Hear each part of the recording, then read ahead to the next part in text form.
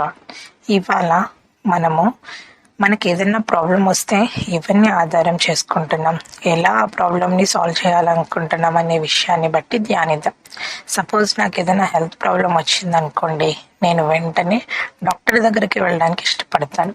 అలాగే ఏదైనా లీగల్గా ప్రాబ్లం వచ్చిందనుకోండి, లాయర్ గారి దగ్గరికి వెళ్తాం. ఏదైనా ఇంట్లో పవర్ ఇష్యూ ఉందనుకోండి, వెంటనే ఎలక్ట్రీషియన్ దగ్గరికి వెళ్తాం. ఏదన్నా ఫ్యామిలీలో డిస్టర్బెన్సెస్ ఉన్నాయనుకోండి, ఫ్రెండ్స్ని రిలేటివ్స్ని అప్రోచ్ అవుతాం. ఎందుకు?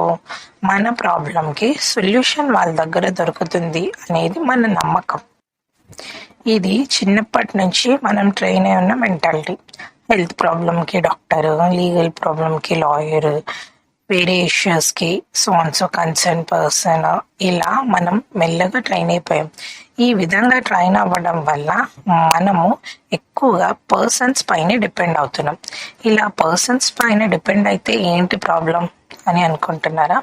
ఒకసారి చిన్న బైబిల్ వాక్యాన్ని విందాం.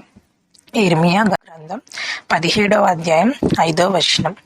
యెహోవా ఇలాగూ సెలవిచ్చుచున్నాడు, నరులను ఆశ్రయించి శరీరుల్ని తనకు ఆధారంగా చేసుకొనుచు తన హృదయమును యెహోవా మీద నుండి తొలగించుకునేవాడు శాపగ్రస్తుడు. అంటే నరులను ఆశ్రయిస్తూ శరీరుల్ని తనకు ఆధారంగా చేసుకొని హృదయంని దేవుడి వైపు తొలగించి మనుషుల వైపే ఉంచితే వాడు శాపగ్రస్తుడంట. అంటే ఏంటర్థం? నాకు if in case health problem వస్తే నేను డాక్టర్ దగ్గరికి వెళ్ళకూడదనా? అది కాదు. దేవుడు చెప్పాలనుకుంది ఏంటి అంటే, సపోజ్ హెల్త్ ప్రాబ్లమే వచ్చిందనుకోండి, మీరు డాక్టర్ దగ్గరికి వెళ్తున్నారు. వెళ్ళే ముందు అట్లీస్ట్ ఒక్క నిమిషమైనా, ప్రవ్వా నేను ఇవాళ డాక్టర్ దగ్గరికి వెళ్తున్నాను, నాకు ఈ సో డిసీజ్ ఉంది, నువ్వు హీల్ చేయి, నువ్వే ఆ డాక్టర్ ద్వారా నాకు మిరాకిల్ జరిగించు అని ప్రార్థించుకుని వెళ్తున్నామా? లేదు.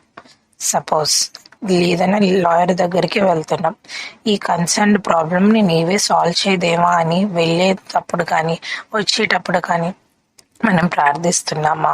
లేదు. ఎందుకంటే మన డిపెండెన్సీ అంతా దేవుని పైన లేదు, మనుషుల పైనే ఉంది. ఆ మనిషే సాల్వ్ చేయగలడు అనేది మన నమ్మకం. ఆ మనిషి పైన ఎంతగా ఓవర్గా డిపెండ్ అయిపోయి ఉన్నామంటే, ఆ మనిషి ఒకవేళ ప్రాబ్లంని గనక సాల్వ్ చేశాడు అనుకోండి, వెంటనే ఆ మనిషిని దేవుడిగా చూసేంత బ్లైండ్నెస్లో మనం ఉన్నాం. దేవుడు చెప్పాలనుకుంది ఏంటి అంటే, నరులను ఆశ్రయించద్దని కాదు, నరులను ఆశ్రయించిన శరీరుల్ని ఆధారంగా చేసుకున్న నీ హృదయము దేవునికి ఉండాలి. అంటే ఏంటి? నాకు తెలిసిన ఒక యవ్వనస్తురాలు ఉంది. ఆ యవ్వనస్తురాలకి ఒకసారి తన వస్తువు పోగొట్టుకుంది. ఆ వస్తువు తెచ్చిచ్చిన వ్యక్తి ఒక నార్మల్ సాధారణ యువకుడు. కానీ ఆ వస్తువు తెచ్చిచ్చాడు కాబట్టి వెంటనే ఆ అబ్బాయిని ఇష్టపడడం మొదలుపెట్టి చివరికి ఆ అబ్బాయిని వివాహం చేసుకుంది. ఇక్కడ ఆ అమ్మాయి ఆ యవ్వనస్తుడిలోనే సమస్తాన్ని చూసింది. ఆ అబ్బాయిని ఆధారం చేసుకుంది. దేవుని చిత్తాన్ని నెరవేర్చాలని అనుకోలేదు. మనకి చాలా మంది టెంప్టింగ్ గాను, గ్లిటరింగ్ గాను, లేదా మనల్ని ఆశ పెట్టే ఎన్నో విషయాలతో మన దగ్గరికి వస్తారు. అలా వచ్చి ఉన్నప్పుడు మనము వారిపైన డిపెండ్ అవ్వడం స్టార్ట్ అయ్యామనుకోండి, మెల్లగా మన హృదయంలో దేవుడు సెకండ్ పొజిషన్కి వెళ్ళిపోయి ఈ కన్సర్న్డ్ పర్సన్ ఫస్ట్ పొజిషన్కి వచ్చేస్తాడు. అలా మీరు ఒక పర్సన్ని గనక మీ హృదయంలో విగ్రహంగా చేసుకున్నారనుకోండి, అప్పుడు మీరు శాపగ్రస్తుడు అవుతాడని దేవుడు వార్నింగ్ ఇస్తున్నాడు. మీరు మీ హృదయాన్ని దేవుడికి అర్పించండి, దేవుడిని ఆధారం చేసుకోండి. నరులను ఆశ్రయిస్తున్నప్పుడు కూడా దేవుని నామాన్ని ఎత్తిపట్టుకొని వారి దగ్గరికి వెళ్ళండి.